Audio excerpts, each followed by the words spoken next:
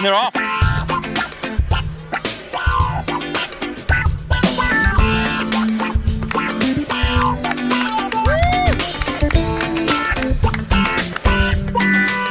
Here we go.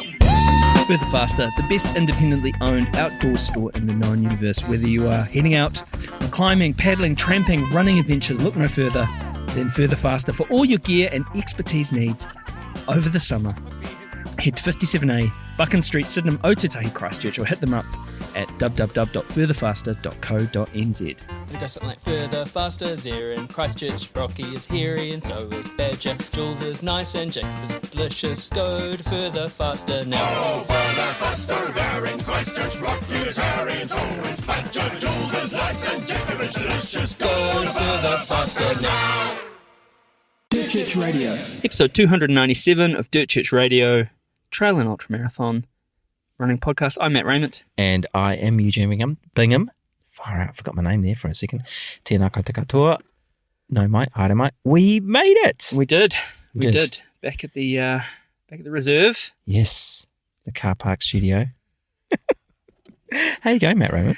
Yeah, I'm good, man. I'm bouncing back after that viral illness last week, which knocked the stuffing out of me. But sometimes it's almost worth being sick to feel better. You know, that that sense of well-being. I'm not advocating people go out there and go around licking door handles. Yeah, that's right. If only I could get sick. Feel that sweet recovery. Yeah. But, good. Spent the week reflecting on even more mistakes that I've made after our podcast with Ali and Kerry. Yes. That was a fun episode. Yeah. Yeah, I did have post-podcast regrets, thinking, am I ever going to be to look my neighbours in the eyes ever again? Have a listen to that episode if you want to know what I'm talking about. But yeah, it was a fun episode. I enjoyed it. And yeah, so many, the adventures those guys have been on. Yeah. Holy hecker. Absolutely. They've put themselves into some scrapes. They certainly have. Yeah. Anyway, hey, look, just a quick shout out. Don't forget our live show coming up Tuesday, 29th of October, 7 o'clock at the Small Gods Tap Room in Mount Eden, Auckland, that's where the Beer Jerk Run Club goes from, by the way. So you can actually jump in and go for a run with them beforehand as well. Absolutely. It's part of the deal. You don't have to pay for that bit. But anyway, yes. So speaking of, there's tickets, $20. Proceeds going to Kia Mau Kia Ora, which is Dr. Inia Raumati and his partner Vicky's foundation. We're going to be getting Inia up on stage to have a chat about his mission to run 8 self-supported multi-day races on 8 continents this year. But yeah, lots of fun and frivolity of our usual live show.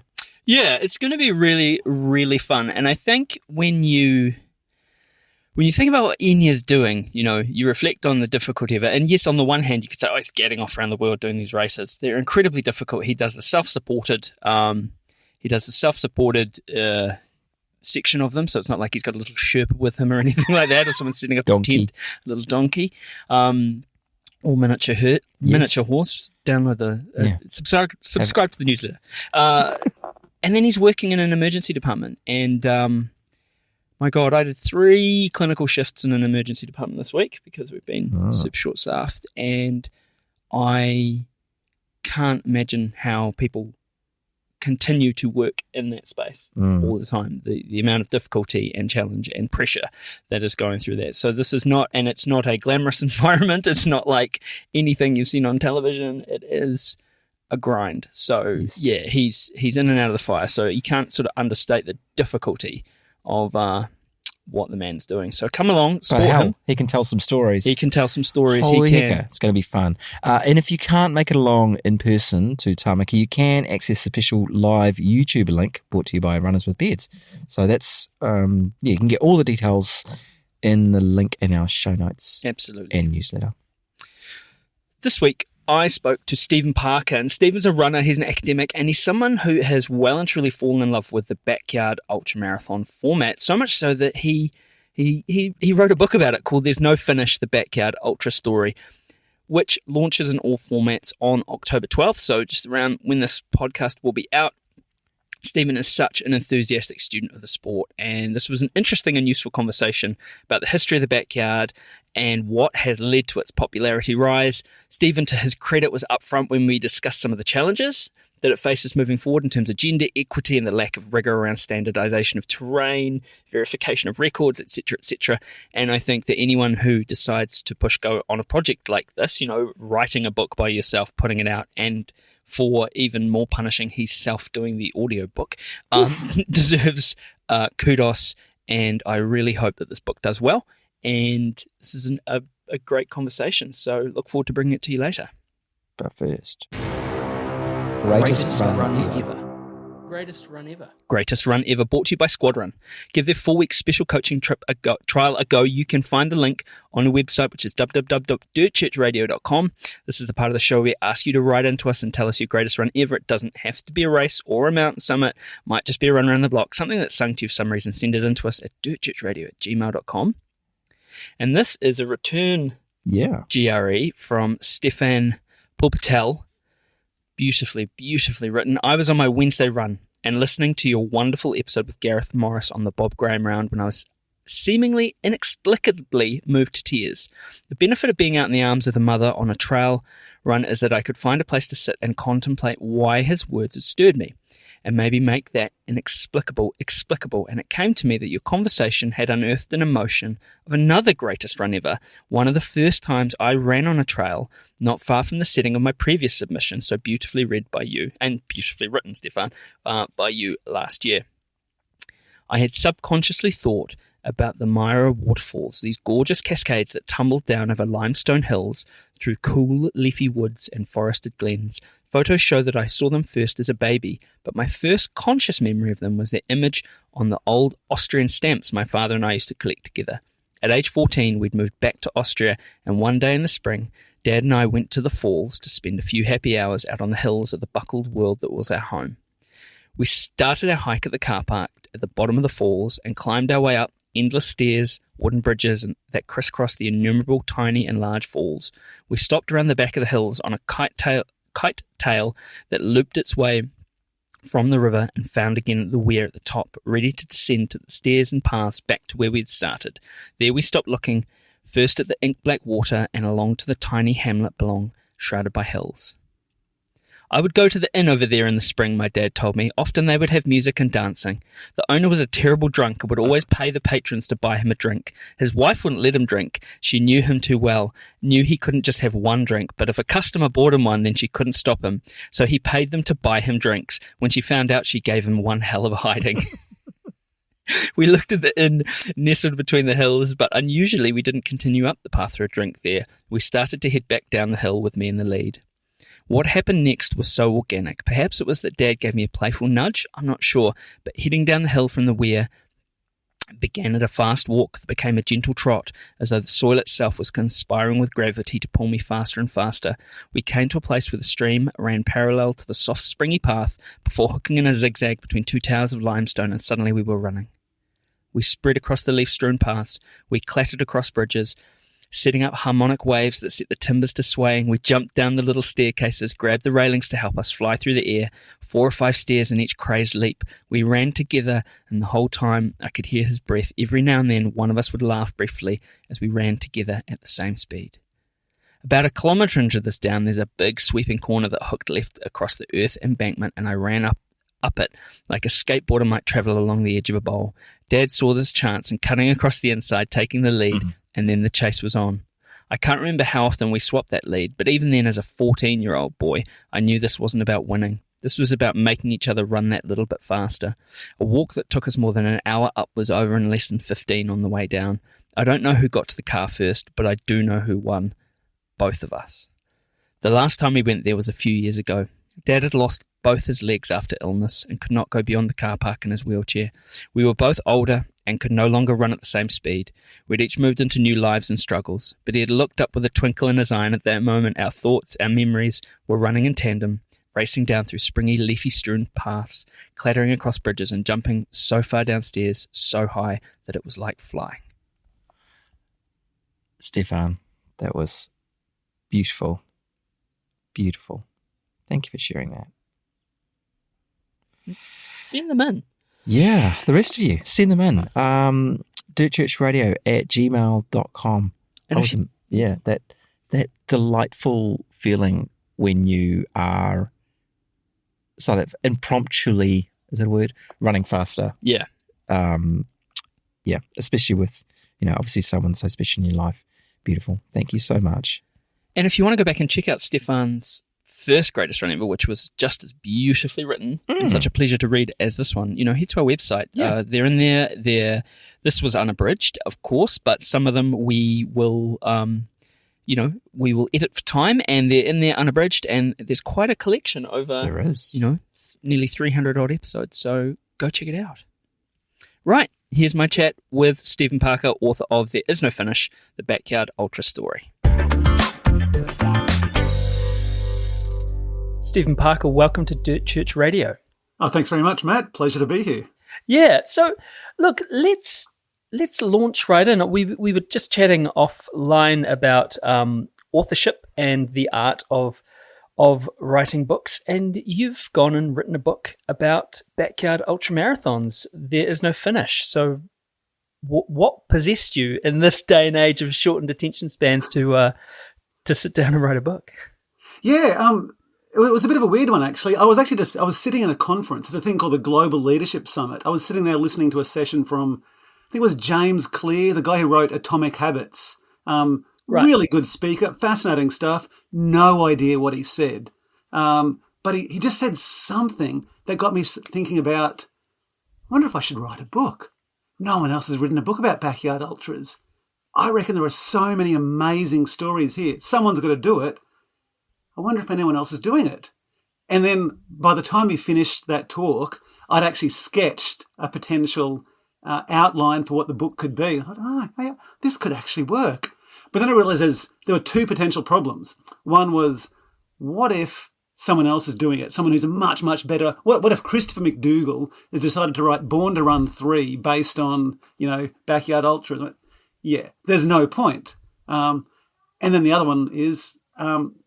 this Lazarus Lake guy seems to be like semi-mythical. Does he really even exist? Could you contact him without his cooperation, blessing? It'd be almost impossible to get off the ground. And so I'm thinking all this stuff while this conference is going on. And it occurred to me that if I could contact Lazarus somehow or other and get answers to both of those questions. Is someone else writing it? Because you'd think he'd know. And would you actually be keen for this to happen? Then that would actually answer the question as to whether this is just the dumbest idea I've ever had or whether it could actually work. But I still spent most of that day thinking, pretty sure it's a dumb idea. Then they get to the final speaker of this Global Leadership Summit, some guy, Ryan, someone, never heard of him before or since, but he was talking about how he'd tried to break into the NBA first as a player, failed, and then as a documentary maker was failing, and then he just sent a whole heap of cold emails to a bunch of clubs saying, hey, can I come and do a documentary with you, blah, blah, blah. His final two sentences of his talk, which was the final two sentences of the day, was something along the lines of, you've got to be prepared to fail. What if I'd never sent that email? And I'm going, oh, okay, I've just been thinking, I don't know if I want to send an email to this guy I've never heard of and who've seen this documentary about. I thought, I really have to now after hearing that challenge. And then 2 days later, I'd been in contact and Laz went, yeah, sure, more than happy to help out. So what felt like just the dumbest, stupidest idea just very quickly began to snowball. And 11 months later, it's about to come out. So it's been a crazy roller coaster. So there's a long answer to a short question. No, it's the that's the thing, isn't it? It's the best art, the best media, the best things start when someone decides that they're going to do them, right? I mean, and to be clear, a lot of substandard stuff starts when people decide that it's going to happen. But yeah. I guess regardless of the finished product, you have to commend anyone for just going, hey, look, I'm going to do this. What was your was your background? Are you someone who writes for a living, or are you someone who has a background in academia? Or So I work in academia. So I write the occasional article, but it's normally like for academic journals that no one reads, and it's fairly obtuse stuff. So not really popular level stuff. This was a pretty new thing for me. I'd probably write. I did have a bit of a history of writing race reports, like probably 2 or 3 times a year. I'd write a long form race report on social media. Right. And a lot of my friends would say, oh, I don't care less about running, but that was a cool story. And I like telling stories overall. And so this seemed to be putting together my love of running and love of telling stories together, just in a bit of a longer form.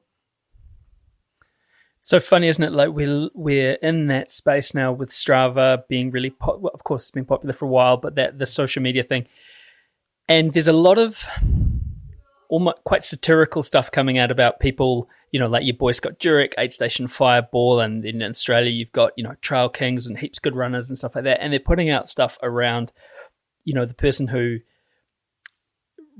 doesn't succeed at their race and then writes a long race report on Strava. But I look at those, the length of them, they're quite short to the stuff that we were banging out back in the day on like WordPress and pre-Instagram or on your blog spot. I mean, we were writing War and Peace.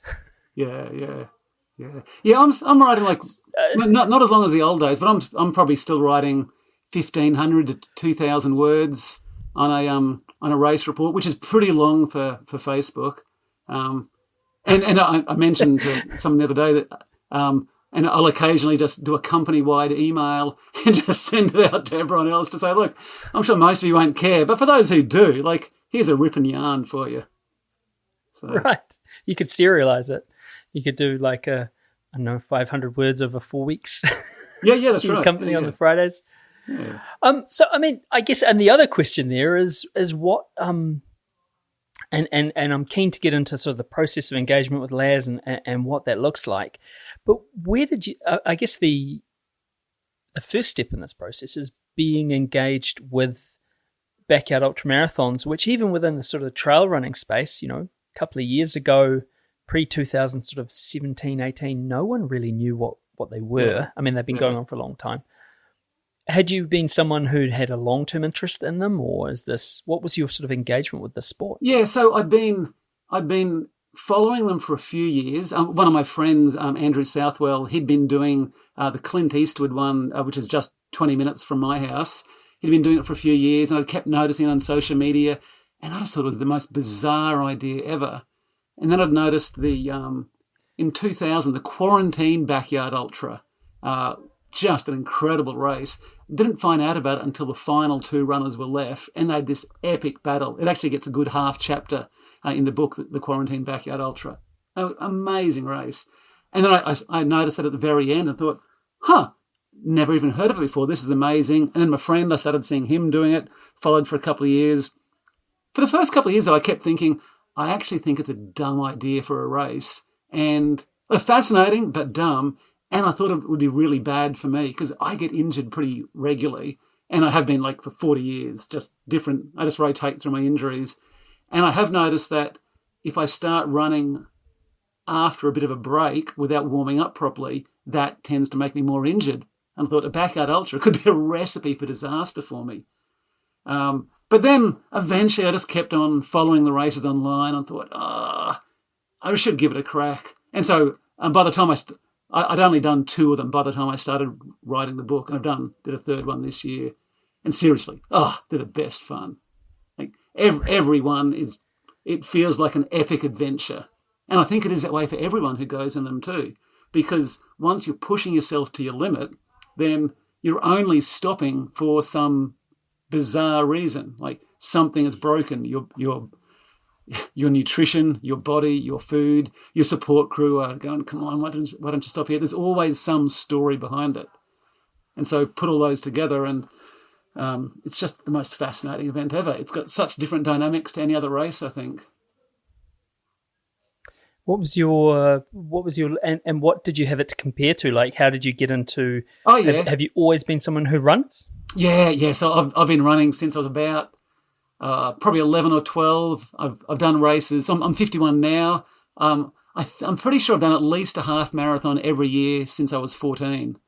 So I've been running regularly. Got into longer stuff probably about 2009. Started doing adventure races. Lots of fun. Love adventure races and Rogaines. That's probably my favourite sort of sport. I'm a Rogaine. And then thought I'd try some trail ultras, and I jumped into the Blackall 100, which I should have done some other ultras before. Like I went straight from 42 to 100, so that almost destroyed me. And I've done the Scenic Rim 65 and the Guzzler 50, and so not a huge resume there, but yeah, enough to know I just love it. I think this is the thing, though. Like we, again, and not to be like a Luddite, but we get to this sort of, in the modern world, like if you thought about, anyone, when you were say 20 years old, running 100 kilometers, or going to your workspace and saying I ran 100 kilometers on the weekend, or whatever, people would look at you like, unless you work in a trail ultra, unless you like work at Blue Mountains Running Company, people are going to look at you like, what? You did what? Yeah. It's still I think anyone who gets outside and does anything is to be, commended. But it's funny, isn't it? We get into the space of more is more, and more not necessarily is more, I think sometimes. Yeah. And sometimes it's easy to look at other people around and compare yourself to them. So I follow Harvey Lewis and Sam Harvey, and you go, wow, they're racing every 2 or 3 weeks. They're training this massive volume. And if I do 2 big races a year, then that's amazing. That's about what I can handle, which to the rest of the world is still crazy. Yeah, exactly. Yeah, exactly. So look, I mean, what was your... In terms of your backyard experience, talk me through the first. I mean, what was your first one? Yeah, so I did the. It was called the States of Origin in 2022. The same site as the Clint Eastwood at Rocklea. Tiny event, only 21 people there, and I just loved it. I kept on doing lap after lap, and my support crew would say, "How are you going? You were worried about injuries? You doing okay?" And I just had this massive smile on my face and saying, this is so much fun. Why would you ever stop? It was just so enjoyable. And I actually managed to finish as the assist for that in 21 laps. So I was absolutely stoked. I was really pleased. And it was a team-based event as well. And so my sister and my best mate, we were a team together, and we worked out that if I got to 21, we'd win the teams. And so I went, cool, I'm happy with this. I'm not going to win because I knew the Nicole Jukes, I knew she'd done 30 laps before, and I thought, I can't do 30. This is my first time. So, beauty, I'll take an assist in 21 laps any day. And it was just such a thrill. It was so much fun. And then the event got cancelled the year after. Sorry, I missed that. No. And why was it cancelled? Because of the panda, or what was? No. It got cancelled the year after just because not enough people enrolled. 21, they were really hoping to get more, and they actually got less the next year. So, which really sucked. We found out 5 days before the event. Oh, it's a shame, eh? I mean, and that's the thing though with grassroots events, right? Like, I mean, I've been involved in one for 10 years, and every year you're kind of rolling the dice to see who, and it's that kind of thing. You have the heart starts to go before the last month, and looking at the entries creep up or not. So, and when you have every second person enrolling at the last second, then you don't know how many people actually are going to do it at the last second, and that's going to be pretty hard as an organizer. Absolutely. So hats off to you. No, it is a rock that you roll up the hill, right? But it's good. It feels quite good to give back to a community. But like, in terms of your engagement with the how have you found it? Running communities can be pretty niche, and for all our talk of like, yay, kumbaya, togetherness, all that sort of stuff, we can be a little bit scratchy and a little bit sort of I don't know, gatekeepery sometimes. Yeah. How did you find it, the process of like approaching Laz, who's not, I don't think he is necessarily gatekeepy. He's certainly the law keeper. How did you find that process? Yeah, good. Once I Googled hard enough and found his email address. He replied within a couple of days, and like sometimes a little bit slow in getting backwards and forwards, but I can't even imagine how many emails he must get and how many weird queries he gets coming his way. It's quite an empire he has to look after.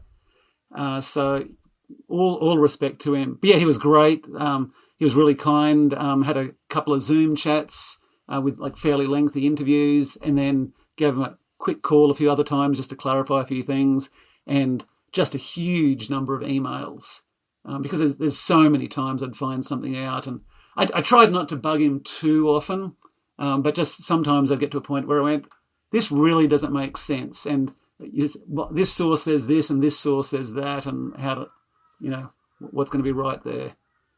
And that was a problem. And did he?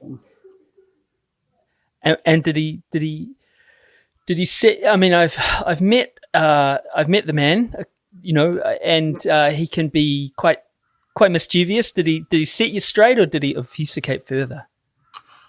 He was actually pretty good. I was kind of thinking he was going to give me a few red herrings and send me off, but yeah, no, I think he was pretty legit in all his answers, because partly I think he's keen for what comes out to be accurate. So, yeah. And what's the main sort of thrust of your book?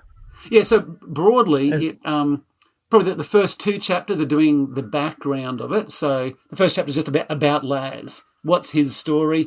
And it jumps into a bunch of the other races that he's done. So everyone knows he's done the Barclay Marathons, but he's done a bunch of other really just weird races too. And so I just briefly tell those stories, which personally I find fascinating to see all these crazy races.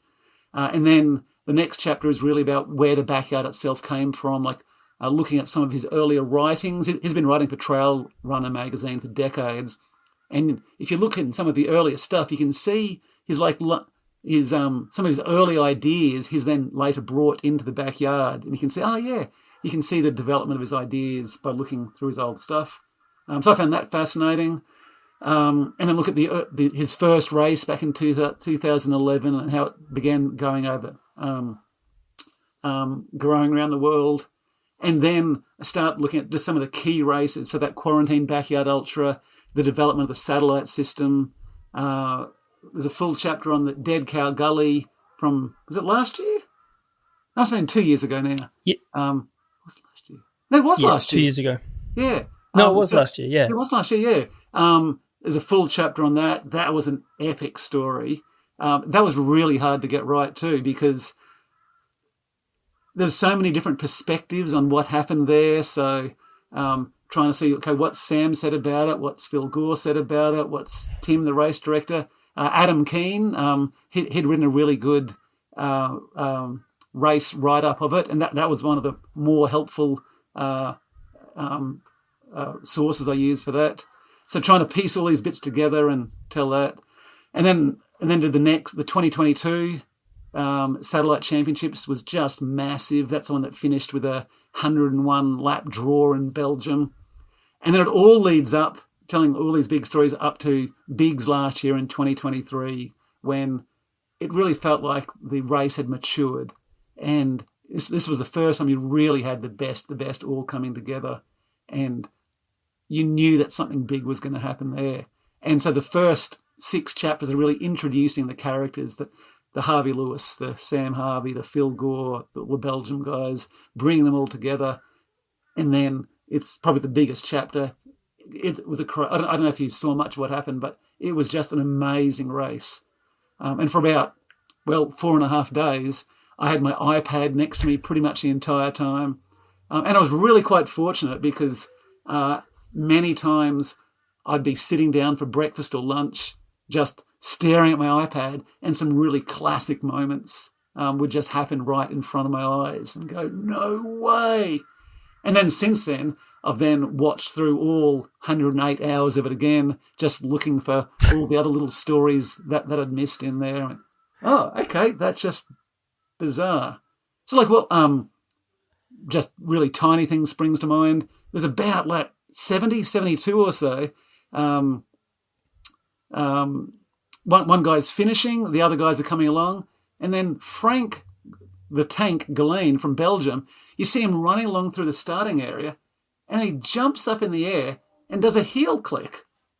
This is after he's been running for literally 3 days. It's about 72 hours. Like, that's 300 miles he's run for. And then just with a smile on his face, just jumps up in the air and clicks his heel. What? How do you possibly... Like, I actually can't do a heel click anyhow, like just normally.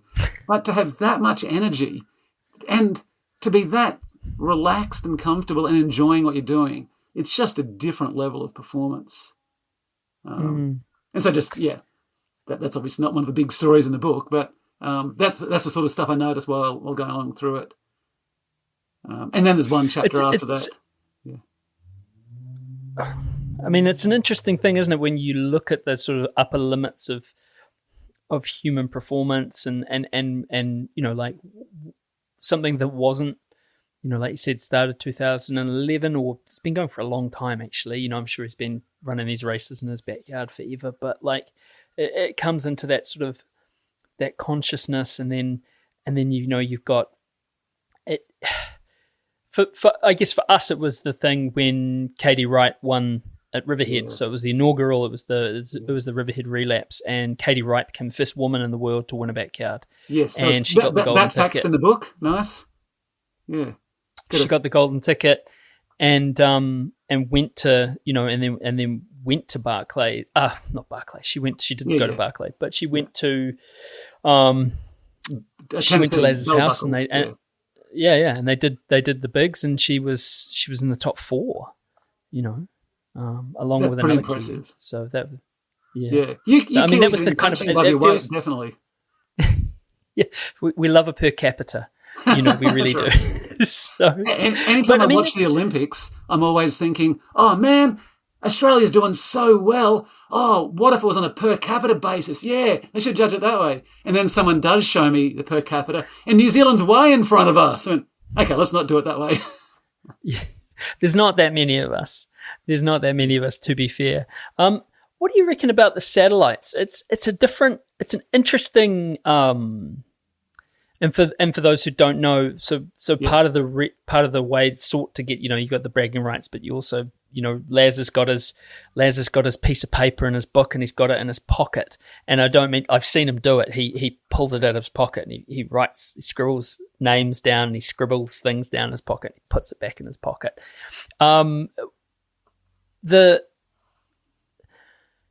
It's such an interesting concept, isn't it? Because everyone's running different terrain. Yeah. Everyone's running at different times. Everyone's running at different, you know, different seasons, depending on what hemisphere you're in. You know, like having been at the New Zealand one a couple of times, you know, my wife and I, we actually ran out, because it was in the forest that we live on the border of.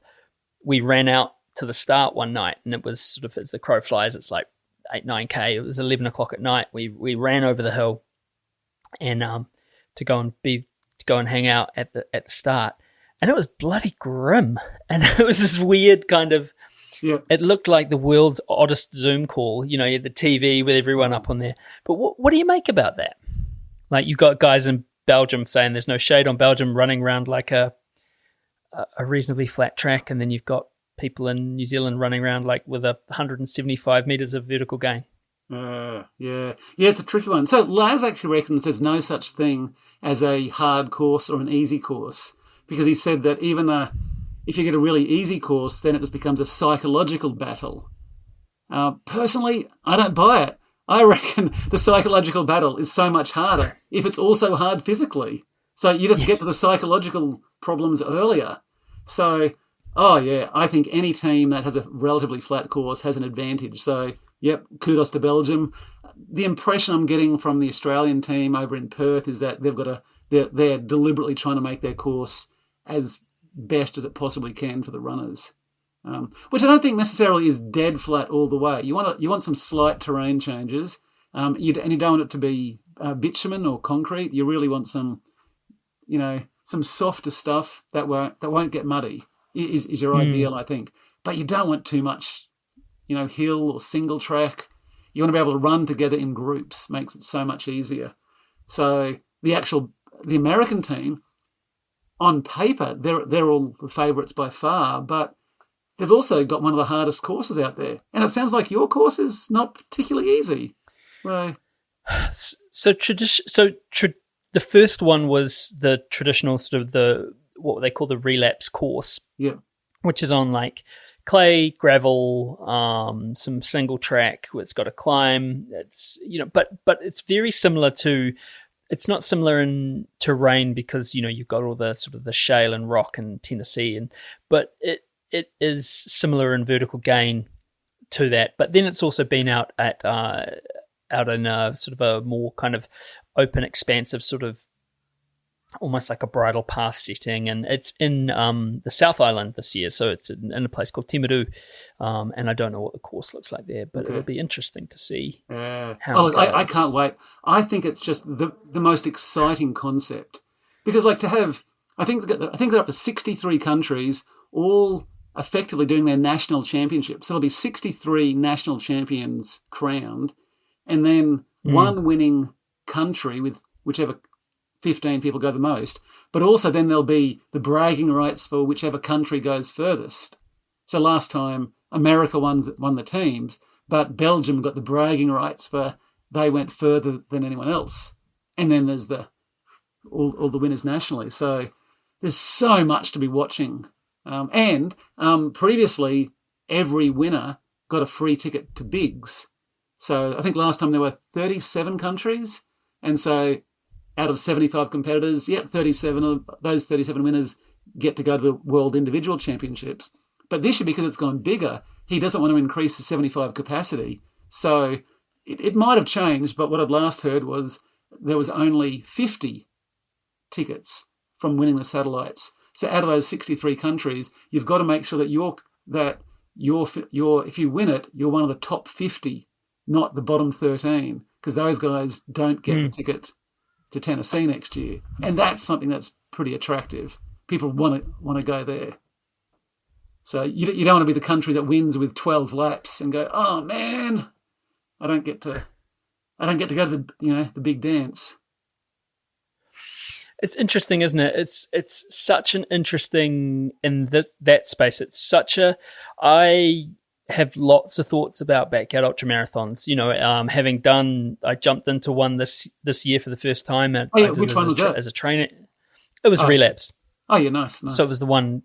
So it's home course. It's Sean's a dear friend. It's something that Rebecca and I have been involved in. Helped and been up and been there and been there for the moments and but decided to very impulsively, couple of weeks before a race, jump in for a longer training run, and nice. It was good fun, in a very kind of, and the environment was very, very cool. But also, it's such an individualistic sport, like it really is, isn't it? It's that sort of rugged individualism at the end, because it's at the end, it's two people, but at the end, it's one person. There can only be one person who wins. Yeah. No. Yeah. I find it funny that you do call it an individualistic thing, because to me it's so community focused, because every lap you're all starting together. And so like when I ran the Blackall 100, I had hours just running by myself at different points. Yeah. And that was after my friend and I split up for a while, and then I just was running by myself, and occasionally you bump into someone and you might chat to them for 20 minutes or so, and then you're by yourself again for hours. In this, you start off, like most of the time you can be with someone else chatting away, and it's that constant reset each lap that to me makes it really sociable. Towards the end of the race, though, then it does start getting a little bit funky, and that's when you start getting the mind games happening.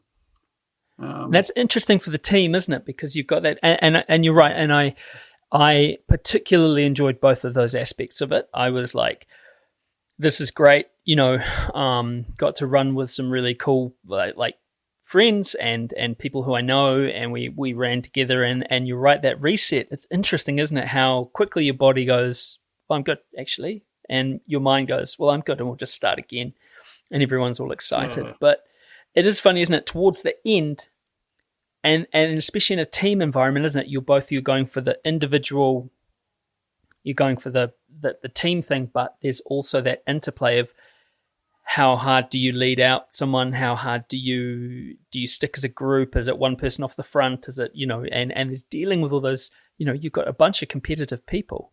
Yeah. There's bound to be some tension there too, hey? Yep. Yeah, and so the satellites are a really different dynamic psychologically to any of the other races, because in theory, they all should be trying to cooperate and say, hey, keep going, let's all stick together, no one drop out. Well, normally you're actually happy if someone drops out. But here they're all desperately trying to both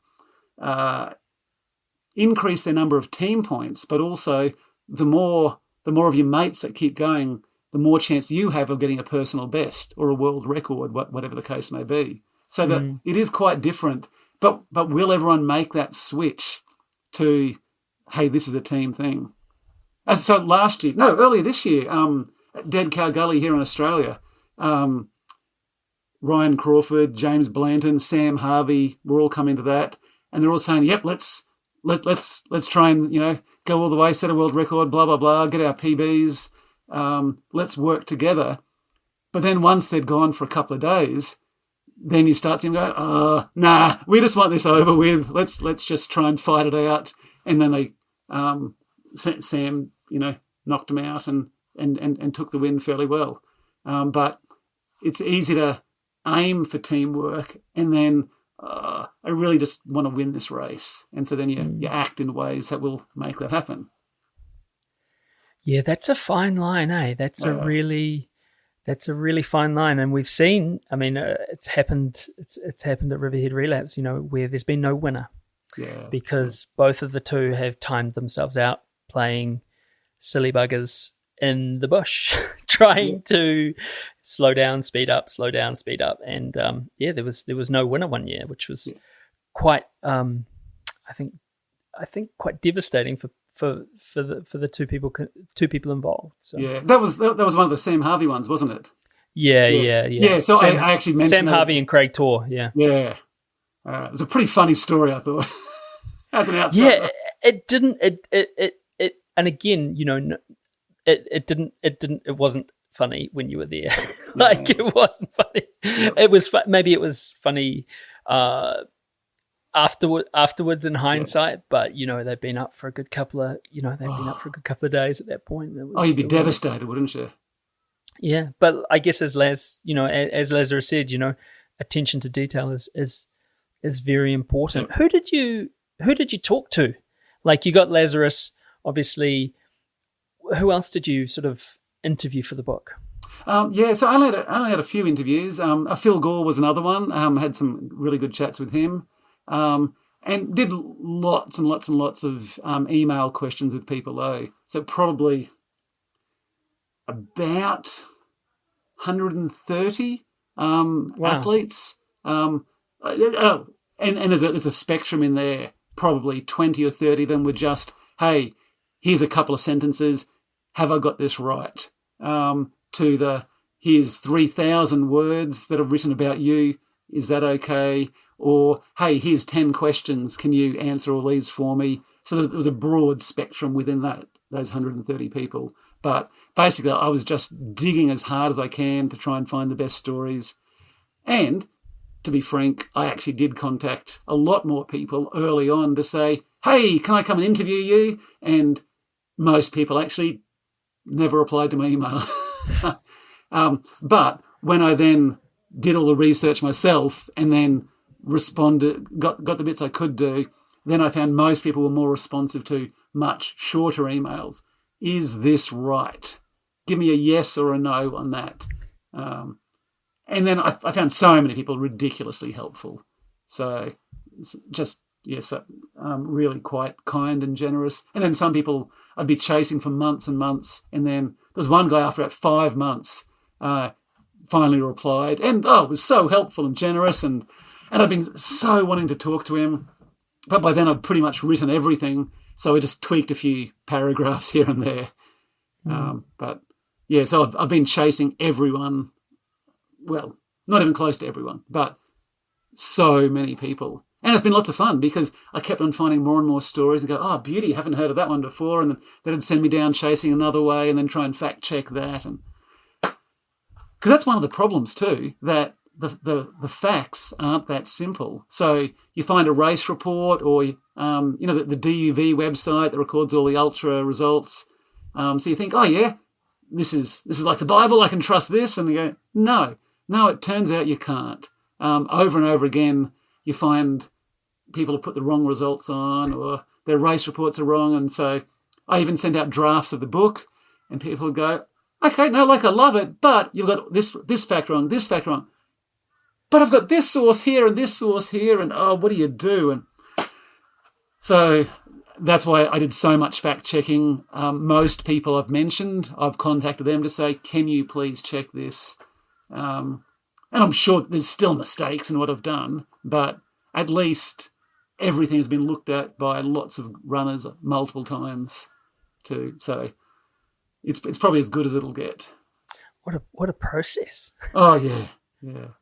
So exhausting, but so much fun too.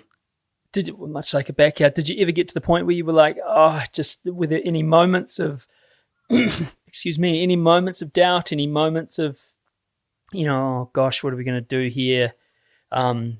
Is this not a fool's errand, but is this, a labour of love that is perhaps not going to get around that next lap, or were you dead set all the way?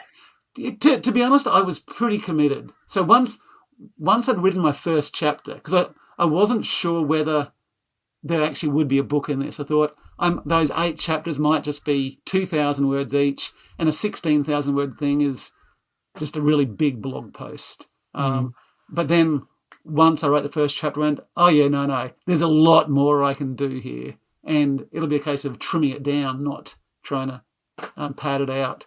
So I was always pretty confident. My biggest bit of uncertainty, though, was once I'd finished my draft, I'd finished my draft and then got an editor to look at it and then add a bunch of improvements and a whole heap of fact-checking. But once I got to something that I thought I could publish this, I then sent it out to about 25 top runners around the world and said, can you please have a look? Can you please read the entire thing? And you know how books often have the blurbs of, hey, this was the greatest book ever, blah, blah, blah. I thought, I want to get a lot of the best runners to look at this, and from all around the world. So I think I've got like 14, 15 different countries represented. So I tried to spread them out and not just have all Aussies saying it was great. So spread it out as much as possible.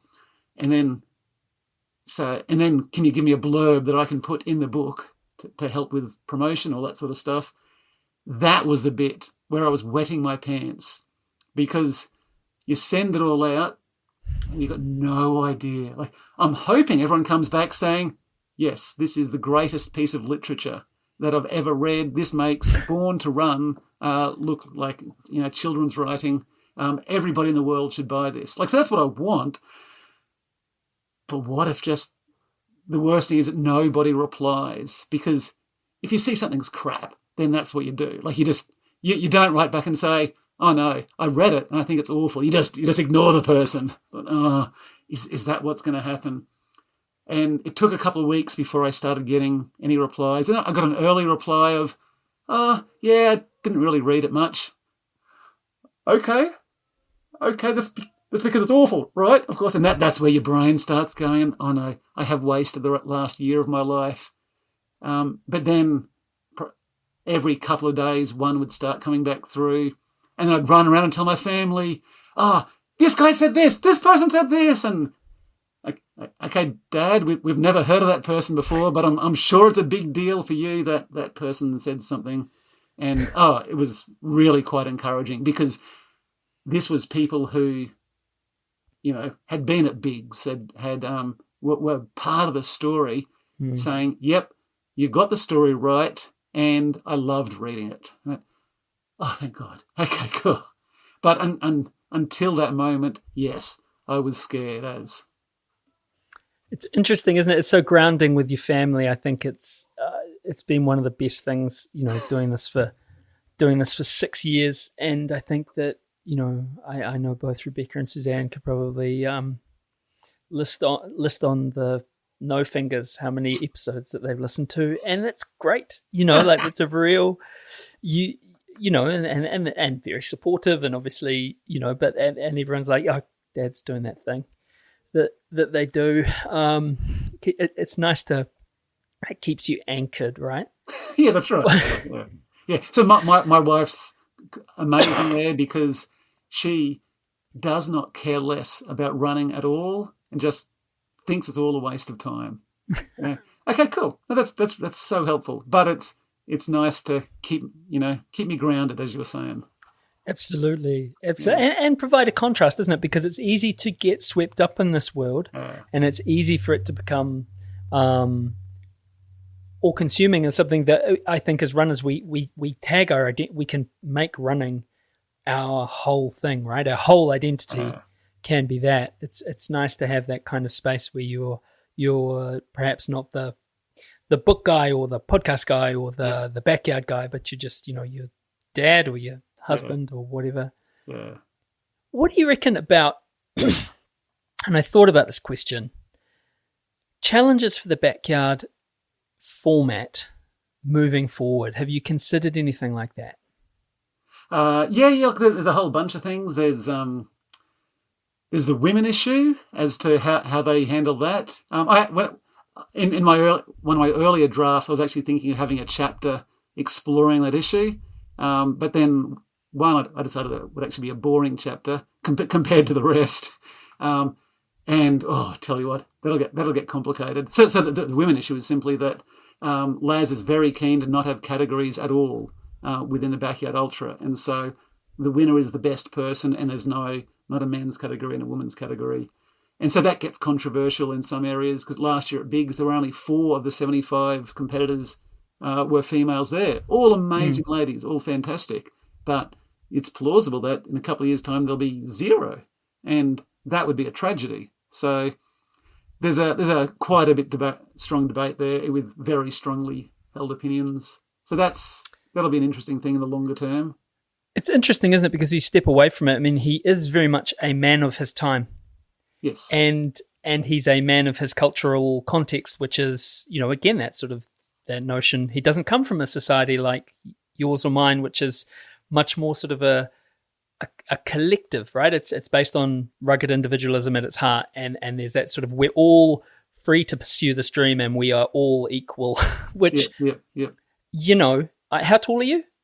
About 186 or so, yeah. Right, so I'm like good 15 centimeters smaller than you, so it's that whole thing around the box thing, isn't it? Like if we're both trying to see over the same fence, do you get the same box as I do? Yeah. Is that equal? Is that equity or is that equality? So, and I mean, I'm thinking about, like what was it? Who was the human being that you said that you got the assist to?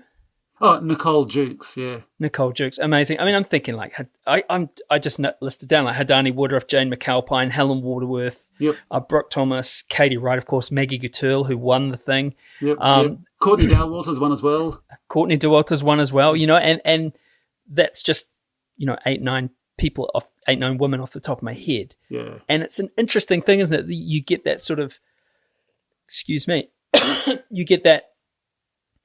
Some people are like, I want to go and turn up and race everyone. And if we look at it from the perspective of, and I'm hopeful that people aren't getting all defensive about this because I think it's a worthy conversation to have. Is it that thing like you said? Yeah, you're going to get to the point where you're having no women represented. Does that sit in terms of the modern space? Does that sit in terms of like where we're going for a sport and the values as a sport we want to kind of get along? I certainly don't have the answer to that, but I think it's good to highlight. Hey. Yeah, definitely. So personally, I've got 4 daughters. So that was part of what was going through my head in that first race of mine. I knew that no female had ever won a proper backyard ultra in Australia. And so I thought, cool, I am more than happy to have a lady win this. So to me, I actually saw it as a positive thing, even if I regretted it ever since, going, oh man, I reckon I could have kept going. But yeah, so it's a big issue, how that's going to play out. And to be honest, I suspect it won't change until Laz lays down his whistles. And, Yeah. And then that'll be the other big issue of what happens in a post-Laz world, which hopefully is still decades away. But what happens then does the World Championship system based on with the huge carrot of I want to go to Tennessee for bigs, will that still work if he's sold up and moved to Florida? And where becomes the center? Do you have a rotational system where there's a different place in the world that becomes the World Championships that everyone's desperately trying to get to there? And so one year it's Riverheads, and so everyone's going, yeah, beauty. That's all I want to do. Just get to Riverheads. If I can get there, then I'll have made it. So like that could work, but then who becomes the decision maker? So as you said before, Laz is the guy he's the one who makes the calls. He says, yes, this is right, this is wrong. And so yes, there's the rules, but the interpretation of the rules is also the tricky part. So he's effectively the Supreme Court of the backyard ultra world. So like the laws are there, which he wrote, but also he's the one who gets to interpret them and then sets precedents and creates new case law for the future. So in the future, someone else will have to take that role, even if it's 50 years down the track. So what does that look like?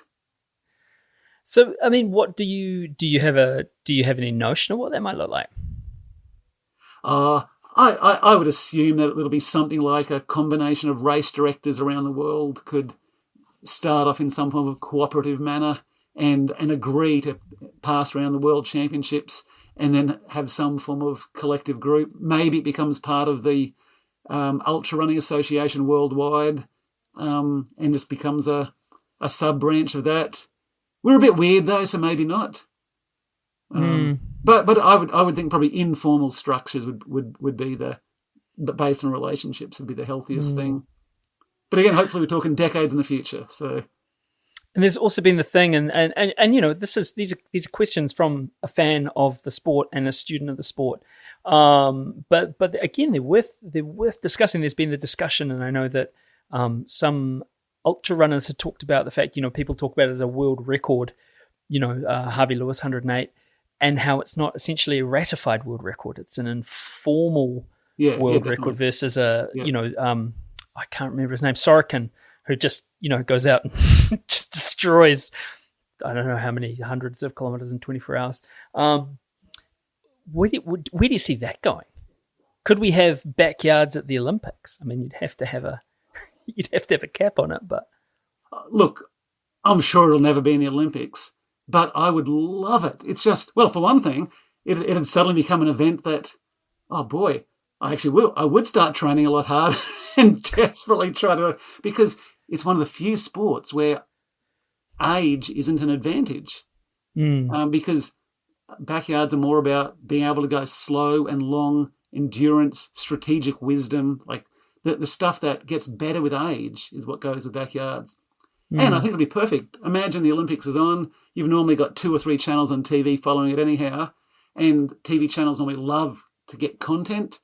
Well, insert name of TV network here. We can give you another channel where for the entire time the Olympics are on, or at least an entire week of the Olympics, people can turn on, go to that channel and watch the Backyard Ultras.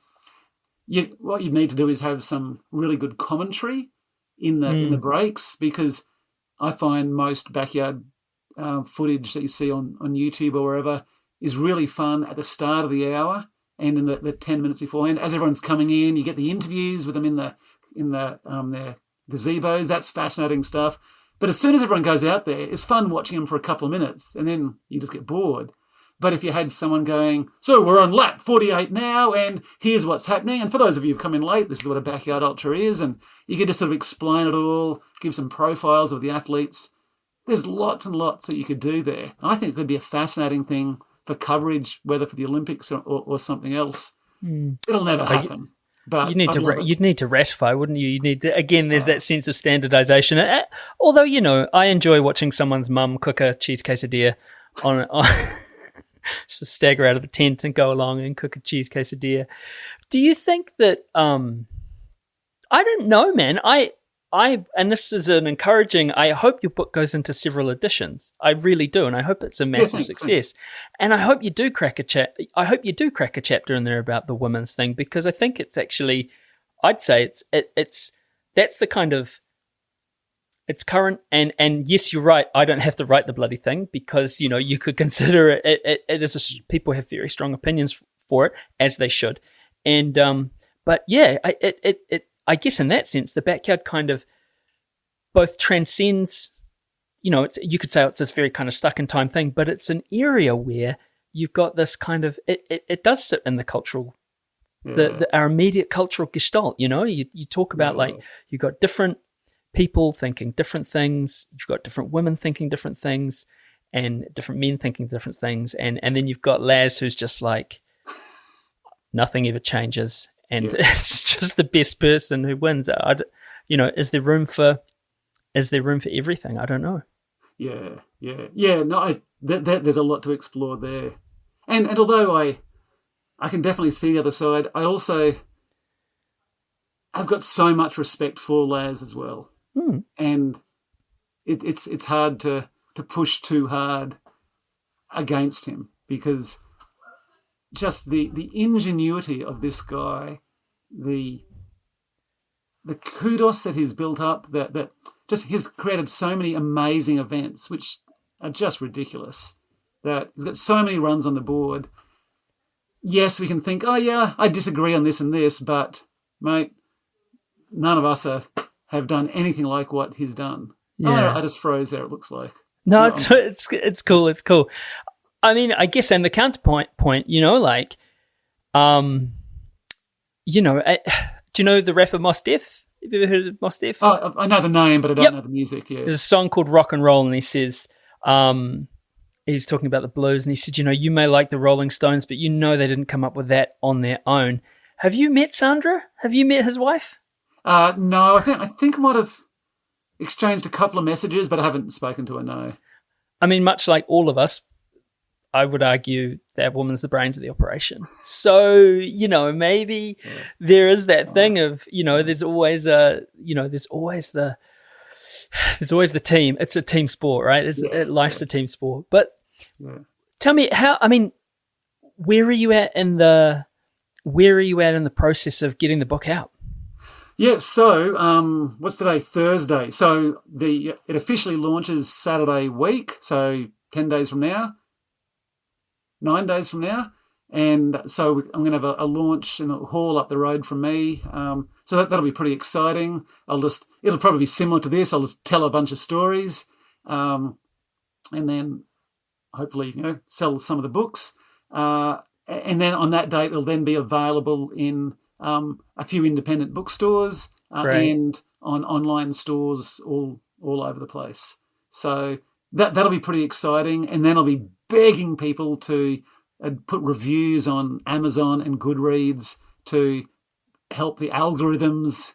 So when people go to those bookstores, they go, "Oh yeah, cool. This starts coming up high," because it turns out reviews, even if the review's saying this sucks, it still boosts up the algorithm. Anyway, so that the launch is coming up. Really excited about that, and I've got so much to do between now and then for that. But one of the things is I've got an e-version that's all sorted. I've got the paper version. I've got a bunch of them just floating around there. It's such a nice cover. Yeah, thank you. No, I'm really happy, and I was really scared before it arrived. I thought, oh, what if this doesn't work? And when I just picked it up and put it in my hands, I went, this is beautiful. It's like my baby that I've worked so hard on for the last 9 months, but with less pain. But I also wanted to do an audio version. And brilliant. So I've actually spent a fair bit of time on that today and the last couple of weeks. I've been recording it and then editing it, but I never realised how many mistakes I make when I'm speaking. So I've heard myself a few times in this of, throwing a few ums or said the wrong word, but reading a book, you become so aware. So I go through looking, and when you make a mistake, when you're reading a book, the trick is you say, beep, And so then you can go and look at the audio file and you can see this big spike in the wave. So normally there's a nice wave like that. But when you suddenly see a beep there, then you know to go back. So I've gone through fast forwarding, pull out all the beeps, and I thought that's good enough. And then one of my friends said, "Oh, wouldn't it be funny if you missed some beeps?" And I went, "Yeah, okay. I really need to spend the time." So I spent a couple of days just listening through it all on fast forward, and I found I'd missed 3 or 4 beeps in every single chapter. Okay, that's not cool. So now I'm going back through it all really slowly, and I'm finding so many times I'm talking and I'm putting ums before words. And okay, let's edit that out. It's fine in casual conversation, but if someone's paid money to be listening to an audiobook, they're running a backyard ultra, they're listening to this book as they're going, and then just not what you want. It's a 21st century problem, though, isn't it? Like, I'm sure that McDougall and Asquith were recording their own audiobook, and I mean, I would rather have, I think, my fingers cut off and then write a book on a keyboard rather than read my own audiobook by myself. So kudos to you, sir. Are you going to do my 2 favorite runner, or 2 of the best, you could say that they're talk about the Rolling Stones and Led Zeppelin, or Rolling Stones and the Beatles, or whoever, like Feet in the Clouds, Born to Run. They both sort of came out at the same time. One's British, one's American, and both the authors were, McDougall and Richard Asquith were there at races with the boot of their car open, with books selling, hawking books. You got a plan for a grassroots? You're going to get out some backyards and flick open your... Yeah, so to be honest, I'm actually not sure yet. Like, I actually hate the self-promotion stuff, but I've got to. I have to. And that will have to be part of it. So I'll be trying to talk to run directors and try to work out what I can do there. Because a book can be brilliant and go terribly, and it can be really good. Or it can be a rubbish book, but somehow or other it just takes off. Like, sometimes you hear a book and it's at the top of the bestsellers and you read it and go, that was rubbish. So it could go either way. So I figure with every book that does well, there's been something that's clicked. It's alchemy, magic, man. And you never know what it is. So what I'm trying to do is do absolutely everything I can. So to just do everything that is in my control, I will do it. And if I try 1,000 things and one of them works, it might be that this podcast goes, oh, wow, it's suddenly taken off, or who knows. Well, I hope people do listen. I hope people listening do buy the book, and I hope people listening, and that's the thing, isn't it? I guess you get a sense of someone listening to it, you get a greater sense meeting them face to face. But this is the thing. I mean, man, what a labour of love, and congratulations. Look, Stephen, you've been so generous with your time with me tonight, and I really appreciate that. And I'm going to ask you last question. It's the same question we ask everyone who comes on Dirt Church Radio, and that's, Stephen Parker, what's been your greatest run ever? My greatest run ever? Yeah. Doesn't have to be a race. It'd have to be the Blackall 100. Yeah, 2018. Just as my first real ultra, it was an epic run that just destroyed me. I often describe it as the best day of my life and the worst day of my life in the same thing. So much fun. Fantastic. And have you got any, you've knocked this out now, have any plans to sort of go out and promote by doing another backyard? Yeah. So I'm signed up to the Australian Backyard Masters at Dead Cow Gully next year. And that's going to be great because it's got about, like Tim Walsh, the race director, is paying half the flights for about a dozen top runners from around the world all coming together. It'll be the biggest event in the world apart from Biggs next year. And it's almost guaranteed to get a world record set at it. It's going to be huge. And I think there's 20 to 25 people I know of that are going to be there that have helped me at some stage in the book. So I thought, I have to go there just to say thank you to all these people. And while I'm there, I want to give it a red hot crack and do a bit of a run and And of course, I'll also tell my support crew as well. So your job is partly to support me, but also if you could, try and sell some books while you're there, that'd be nice too. Yeah, you got to get that car boot, man. Yeah, that's right. Hey, yeah. look, thank you so much. And last thing, where can people find you on the internet? Yeah, so I've got a website, runningforever.au, and then on Facebook and Instagram, it's just the Backyard Ultra Story is the tag on both of those. But runningforever.au has got links to everything, so you can pre-order copies of the book there, and there's links to everything and all sorts of other information. It's all pretty amateur stuff, but yeah, it'll get you there. Fantastic. Thank you so much, Stephen. Oh, thank you very much.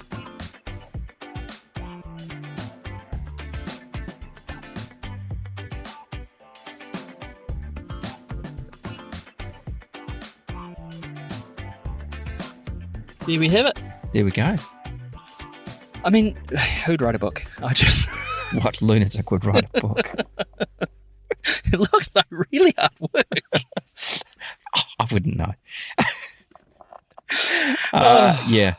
No, it's and like you said at the start, doing it yourself, doing all the hard yards yourself, including the audiobook. Smart move for a running book, though, got to say. Yeah, absolutely. Right. Amazing chat. Thank you, Stephen. And thank you very much for tuning in. We're on social media at Dirt Church Radio. You can email us at dirtchurchradio@gmail.com. Now, don't forget to sign up to the new podcast and newsletter. Don't forget to write in with your greatest run ever. We'd love to hear from you with them. If you've already sent one in, be like Stefan, send us another one. No doubt you've had another greatest run. And you can have a read of them on the website and then get inspired. Send them to us, dirtchurchradio@gmail.com. Thanks to our supporters for the Faster and Squad Run and our Substack subscribers and the DCR Aid Station crew. Stay tuned for our show in 2 weeks when we have another great guest lined up, and check out DCR Aid Station next week. Hey, whanāu. Thanks, Rigby.